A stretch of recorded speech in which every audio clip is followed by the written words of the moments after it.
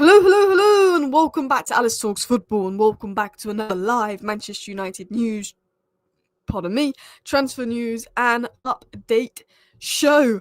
Andre Onana.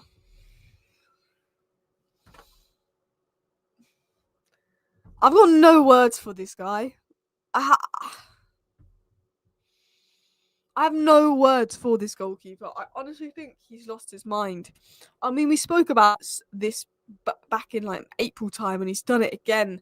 And look, Ruben Amorim has every right to be fuming. I mean, Onana, thinking he deserves a 25% wage rise, and the things that we're going to talk about that. We're going to talk about Baleba, why it didn't happen, the midfield situation. But talking of dumb, talking of stupid people, Grimsby Town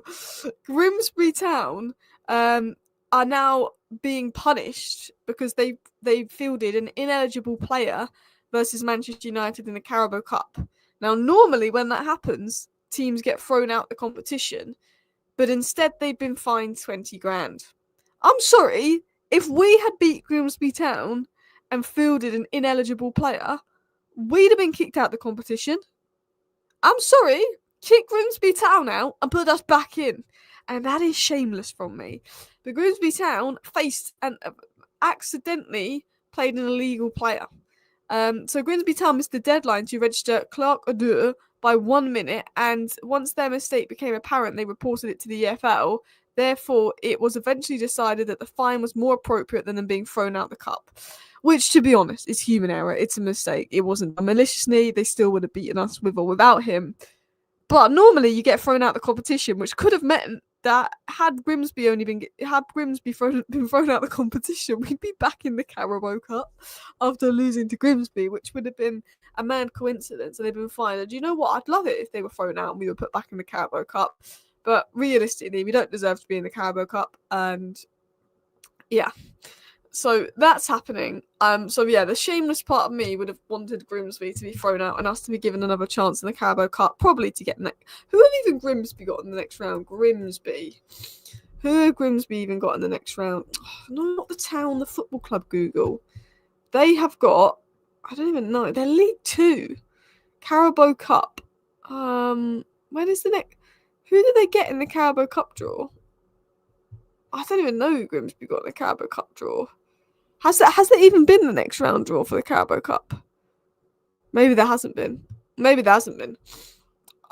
But that would have been funny. That would have been funny if we were in the Carabao Cup again.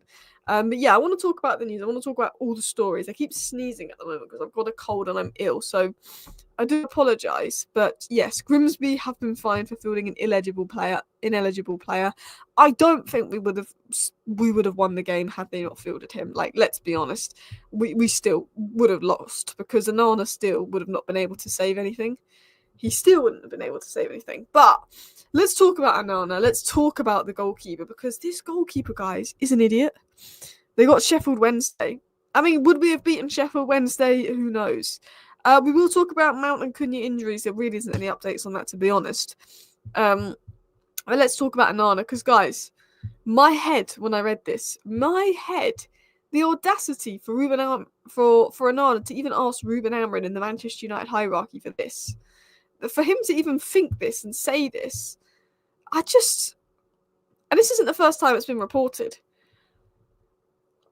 Andre Onana came back to Carrington this summer wanting a new contract and has been of that view since receiving a 25% wage cut for non-qualification to the UCL.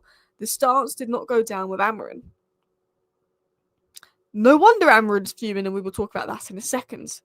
Of course, Amorim's going to be looking at that like we are and thinking, what? You, of all the players, want a 25% wage cut? A 25% wage increase? Look, if it was Bruno Fernandes or Lenny Yoro or Amad Diallo asking for a 25% wage increase, I'd still be like, but fair enough. Onana, that'd be like Victor Lindelof asking for a 25% wage increase when he played about 2 games. That'd be like Mason Mount asking for a wage pay rise when he's on 200 grand a week to barely play and be injured. Onana has gone and asked and said, oh, I want 25% more wages. And this isn't the first time. This isn't the first time. Because last year, when we didn't qualify for the Champions League, Onana tried to negotiate back in December last year a new contract, so he would get 25% wage rise because he was no longer in the Champions League. When Onana was the reason we got knocked out of the Champions League, when Onana was one of the reasons we didn't get Champions League football next year. And now, Onana, after the season he had last year, which was shocking, by the way, he ended the season shockingly, has gone the other week and asked for a pay rise again. And do you know what? I know Onana's been injured and that's why he didn't play versus Arsenal. But I think the fact that we weren't going to get a goalkeeper and then all of a sudden Bayindir has played the first few games of the season and we've gone for Lamens, I think Ruben Amorim is seeing Onana as potentially a bomb squad player. I really do. I think that really put Amorim off Onana because Onana could have played in the last 2 Premier League games and he hasn't. Bayindir has, and Bayindir was crap versus Arsenal. Bayindir was always going to play versus Arsenal because of injury, and there was always the assumption Onana would be back for Fulham, and he wasn't back for the game against Burnley.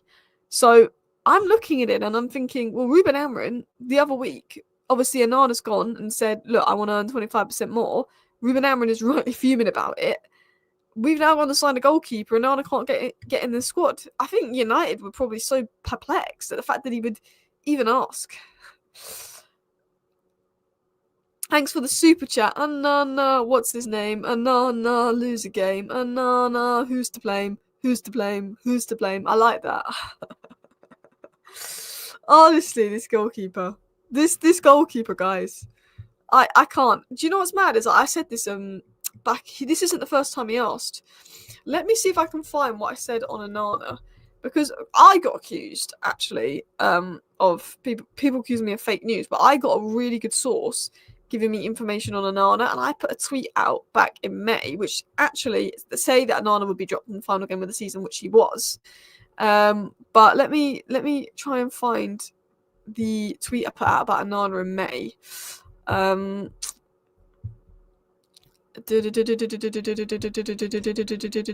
Okay, yeah. So I put this out in May. So I got information from a very good source before the final game of the season versus Villa that Onana would be dropped. So I said this the day before the final game versus Villa. Stop. There you go. Onana has been told he can look for a new club. He's unhappy about missing out on Champions League football, especially with his 25% wage cut kicking in, and is open to Saudi move. Selling him won't be easy due to his book value, but Amorim wants a new number one. United may look to use funds from Bayindir's sale to bring in a better keeper to challenge him, though they're still hopeful a deal could be done for Onana. Amorim is not happy with the player. Chances of Onana playing in today's match also considered low, and Onana got dropped from that match. And then people came back 3 weeks later because they briefed that Amorim was happy with Onana and he was going to stay, accusing me of lying. No, I was never lying. Like, I very rarely tweet exclusives. I tweet maybe 3 exclusives a year max. And he was unhappy about missing out on UCL football. It's now been confirmed by Whitwell. And he was open to a Saudi move. But they didn't go for him. Like, there was briefs that Amorim is happy with Onana and happy to keep him. So people gave me sticks saying I made this up. I never made this up. Amorim was never happy to keep Onana, but realised he probably was going to be unable to sell Onana. So then was like, okay, we're happy with him. He never wanted him. That's the reason Bayindir's played the first few games of the season. The plan was to sell Bayindir and bring in Lamens to challenge Onana. It's now obviously changed. But yeah, this was mentioned back in the 25th of May about Onana's not being happy about the wage cut. Like, it's been known. It's been known for a while. Like, it's not the first time he's asked people. It's not the first time he's asked because Laurie Whitwell also said this. The primary goal of Andre Onana's change of agent was to gain a fresh perspective and potentially negotiate a new contract. The current terms include a 25% pay cut, as in this case the entire squad, should they not qualify for the Champions League, but this can be negotiated individually. Onana, however, expected United to be in the Champions League, and the pay cut came as a shock. He actually had a conversation with Dan Ashworth about it. So yeah, like, just to let you know, like, this Onana situation has been ongoing a while. It's been ongoing a while. Amorim hasn't liked Onana for a while, despite reports, despite briefs and all of that. Onana for ages but as soon as Onana got that 25% wage cut, he was not happy. Onana's the reason we got knocked out of the Champions League to begin with. Onana's one of the reasons we didn't get European football this year. Yet he's one of the players that wants a 25% wage increase. Why does he want? It's mad, the audacity, and I don't blame Ruben Amorim for being fuming about it. You can't blame Ruben Amorim one bit. Baleba lives on the thumbnails. Do you know what? He's staying there until he signs. No, we've actually got a report about Baleba. That is why he's on the thumbnail. But I agree. I have my camera roll. My camera roll is so weird. Whenever someone looks at my camera roll, they must think I'm an absolute weirdo. But I have like 40 different pictures of Baleba just for thumbnails or load. Like, yeah, we like Baleba, but we are going to talk about him. I mean, look. Is that worth a pay rise? Probably that. That's the best thing he's done. The best thing he's done is get us some Bumo. First content creator says Onana's stinkers because of betting. The thing is, I don't think he'd risk his whole career and do that. But at the same time, he's so stupid that if he has done that, no one would be shocked. Like, no one would be shocked. Absolute jokes. Blaming Onana when you play him knowing you'll lose with him, lol. I mean, look, Onana had a good period for us. Onana joined, was absolutely shocking. Then I felt like the second half of Onana's first season, he was quite good. And I actually felt that he started last season quite well the first 2 months. Then Ten Hag got sacked, and Amorim turned back into what's his nickname? Prattman. That's it. He turned back into him. Like, honestly. Onana's looking more greedy than Sancho. I mean, honestly, the greed. Onana and Sancho, I just give are red flags. The greed. Sancho rejected Chelsea, Roma. He's gone to Villa, which, look, don't get me wrong, is a good club. But do you think he'd really rather play for Villa than Chelsea? No, of course not. But he wanted money, and he wanted to run down his contract. Now, there's a rumour that we're going to extend Sancho's contract and then attempt to try and get money from him next year, which is stupid, because if we extend Sancho's contract by a year, he's just going to go out on loan again next year with us paying 20% of his wages. So I don't even know why we're going to take up the option to extend Sancho's contract. If we do that, we're absolute idiots. But that is one thing being reported. Sancho's fault we ended up with Lamens. It actually is. I'm not bothered though. Like, I quite like Lamens. It's like, basically, we agreed terms with Emi Martinez, and we wanted Emi Martinez, but the only way we could afford Emi Martinez's wages was Sancho being permanently off the books, and Sancho wouldn't go, so that's why we went for Lamens. That was reported, I think, by Chris Wheeler. Let me actually see if I can find that report. Yeah, Chris Wheeler said, a factor in United choosing Lamens over Emi Martinez was Sancho's reluctance to make a permanent move to Villa. Martinez's wages meant that United having to get a transfer fee for Sancho, but he preferred a loan. No loan fee, but Villa pay minimum 80% wages and up to 100% if bonus hits. And to be honest, maybe Sancho's done us a favour. Look, I think Emi Martinez right now is a better keeper. Don't get me wrong. But I just think with Emi Martinez's wages, his inconsistencies, the fact he's a bit overrated, maybe Sancho's done us a favour here, because Lamens saved more penalties last season than Onana's saved in his whole career. Lamens saved 5 penalties last season. Onana got his hand to 4 penalties in a penalty shootout and still let them in versus Grimsby. I mean that just in itself is enough reason to go and get Lamens. But I thought that was quite an interesting story. But look, I'm not going to act like I watched loads of the Royal Antwerp. I'm not going to act like I watched loads of the Belgium League. But his numbers are ridiculous. Absolutely ridiculous.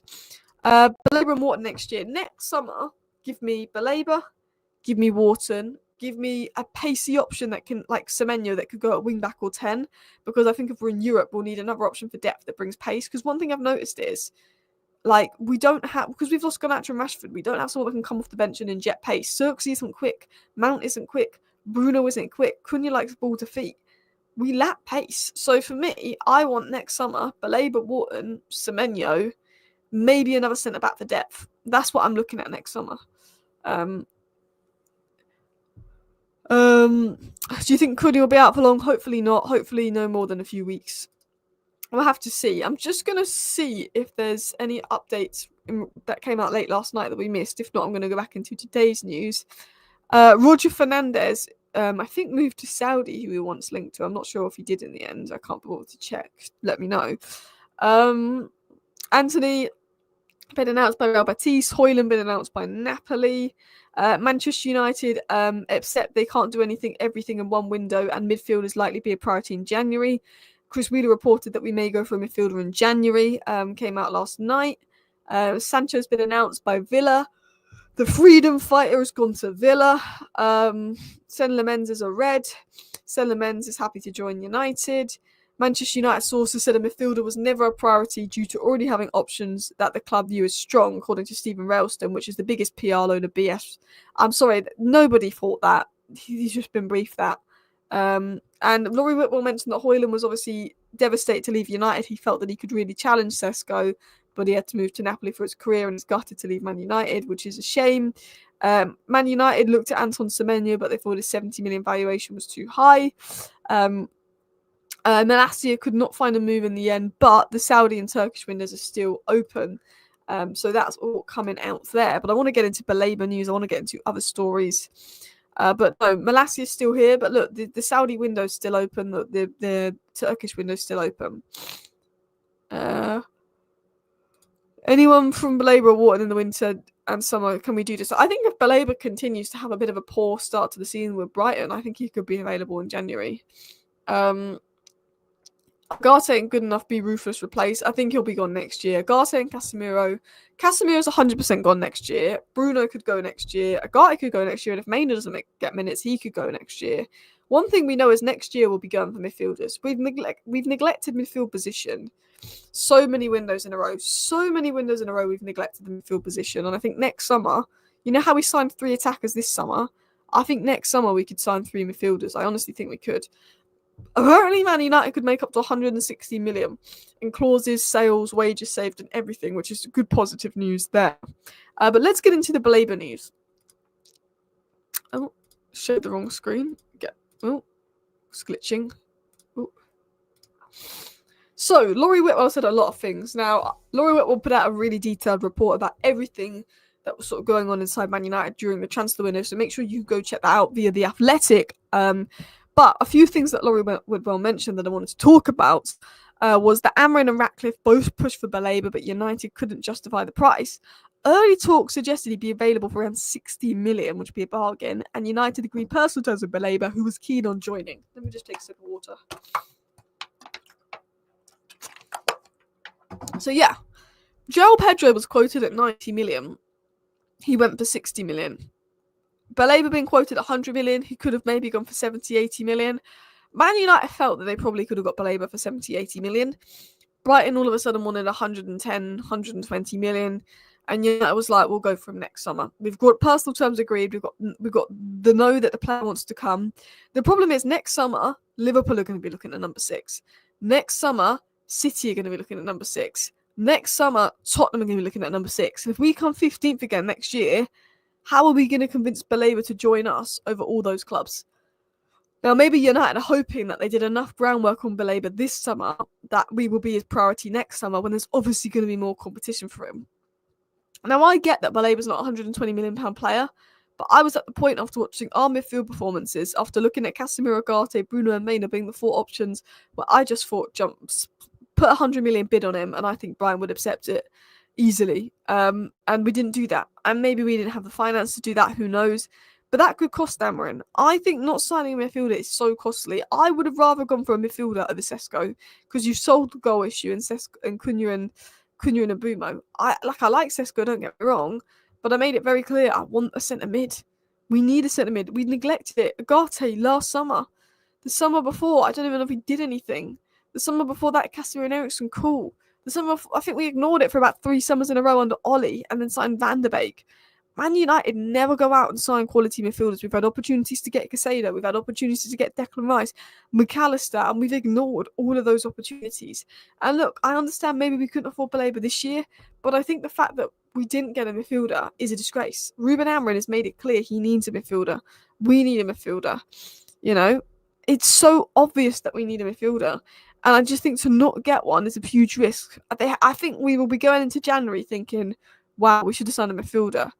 Palacios, look, I like Palacios, but he's very injury prone. Palacios. 60 million's about right. It's our own fan base that's pushing it. 100 million. Look, I'm at the point where I think 80 million. I think 70 to 80 million is probably a fair price, because you've got to look at the fact that Brighton always sell their players for a bit more than what they're worth. Look, I don't think Baleba's a £120 million player. I think out of desperation, I'd spend 100 million on Baleba. Like Chelsea spent 100 million on Enzo and Chelsea spent 100 million on Casado. But he's probably an £80 million player. Richard Rios, one that we let go by. Hayden Hackney, Agome, Kamara. A lot of names that we let go by. Ruben Amorim desperately needs a midfielder. Ruben Amorim demanded a midfielder, and I do think he's been let down by Ineos not signing one. I do think if we sat Ruben Amorim in November because the midfield's getting overrun, yes, Ruben Amorim could adapt his tactics, look to invert Luke Shaw into that sort of DM role, whatnot. But at the end of the day, a lot of it will go down to the lack of midfielder, because it was so clear. It was so clear as day that we needed a midfielder, and the club neglected that. And I have a bit of sympathy with Amorim on that. Alice, do you think Gay will be a big loss for Liverpool? If Van Dijk stays fit, it doesn't matter. But if Van Dijk got injured, then it could be missed. But I think Liverpool will get Gay in January when Palace have more time to look at replacements.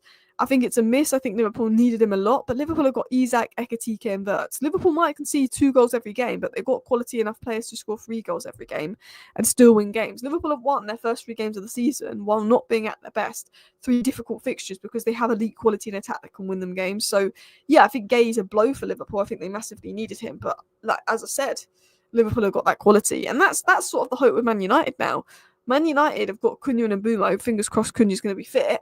That have got such elite level quality that even though the midfield might lose control, and even though this and this and this isn't particularly good for Manchester United, there's the hope that we can outscore our opposition. Although with the amount of chances we're missing, who knows? Who knows? Where do you think we'll finish? I said 8th. Lisandro Martinez is expected to be back in the coming weeks. Yes, Lisandro Martinez is expected to be back soon. So that will be interesting. If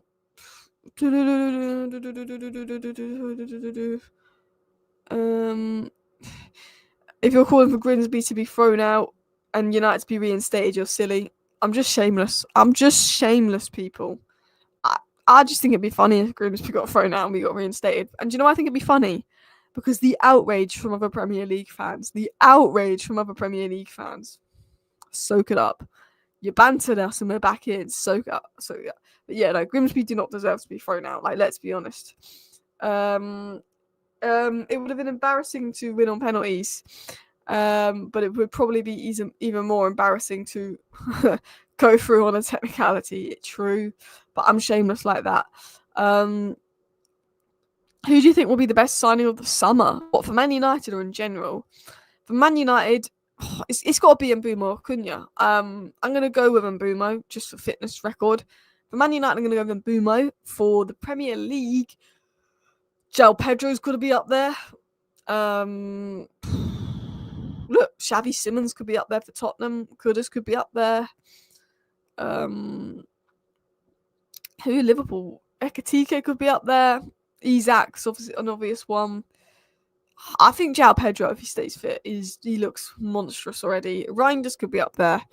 He looks monstrous already. Imagine the outrage if it was the other way around and Man United fielded a player that was ineligible. We would have got kicked out of the competition, probably. But look, Grimsby deserved to go through. So yeah, that's the situation with Baleba. We obviously thought he was too much money and walked away. A lot of people saying Isak. Do you think Onana could go? Well, guys, just because the transfer window's ended in Europe doesn't mean it's ended elsewhere. Onana could go to Saudi tomorrow. Onana could go to Turkey tomorrow. In fact, I think one of Onana or Bendir could leave in the next 2 weeks of the window, because the Saudi and Turkish window's open for another 2 weeks. So, look, I think they could go. I think they could be pushed out. Onana's definitely motivated by wages. So if someone's willing to give Onana a similar amount of wages, who knows? Diaz wanted bumper wage, so Liverpool didn't want to pay that. Yeah, and Liverpool quite smart with that, because they've sold Diaz and they've got Ekitike and Isak and Wirtz in return. And look, Gakpo's solid. Rio and Yamoa, I think that would be good for his development. It's annoying how well Chelsea have sold, Liverpool have sold compared to us. It's annoying how well they are at selling. I don't know if it's Galatasaray or Fenerbahce. One of the Turkish clubs wants a keeper, so that could be one to watch. I think Saudi's one to watch. Would you play Lissandro in midfield? No. I think if he's left, I think you could have Lissandro Shaw as left centre back inverting into midfield to put another body in there to stop overloads, but I wouldn't want them in midfield. Wirtz will prove himself. I agree. I think Wirtz was quite good in the second half versus Arsenal. I thought it was atrocious in the first half, but Wirtz was getting all that stick. But Wirtz had a better game than Gakpo and Salah easily, particularly Salah. So yeah. Do you think Jadon will do well at Villa? I think he'll be all right. I think he'll be very passive and pass the ball sideways when he could shoot. But I think I don't think Jadon Sancho's a bad player. That's the thing. I actually think Jadon Sancho's a good player, but I think he's got the complete wrong attitude and mindset. Hopefully we go for someone in January. We got Dorgu last January. Hopefully we go for someone this January. It'll be interesting. Again, we've done Sabitzer, we've done Amrabat in the past. Maybe one thing I've noticed about Ineos is they don't want to do those panic signings, the Sabitzers, the Amrabats, the Veghorsts. They would rather not sign anyone than spend a bit of money on someone they don't think is the guy. They're going for that sort of quality over quantity. So I feel like with Ineos, they're just, unless the right option's available in January, they're not going to do it. I don't think they want to bring in short-term signings, but sometimes you have to do the odd short-term signing when the midfield is Agate, Casemiro, Bruno, and Maino to get us through the season, and Maino doesn't even want to be here.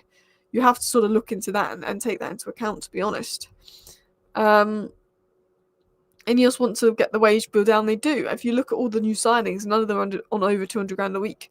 The wage bill at United is slowly going down and down and down, which is one of the reasons that we can actually do a little bit more in the transfer market this summer than we thought, because wages is such a good way of getting around PSR.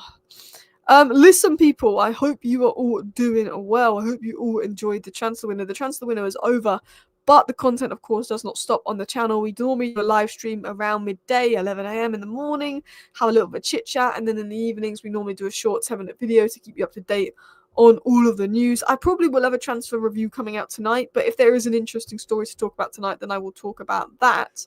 But I hope you guys are doing well, and I just wanted to do a short sort of live show to discuss all of the news. I'm just going to look at some comments. We got knocked out the cup before deadline day, absolute shambles. But I think the last time we were in it before deadline day, we got knocked out to MK Dons. We're just not good at the second round, and we've got a bad record versus Grimsby. But it was embarrassing, absolutely embarrassing.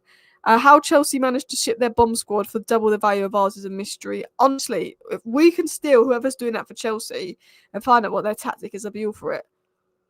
What do you think Chelsea's chances of this season? I think Chelsea's chances of this season are high, but they didn't get Xavi Simons and they didn't get a centre-back. I think that Chelsea are a good centre-back away from winning the league.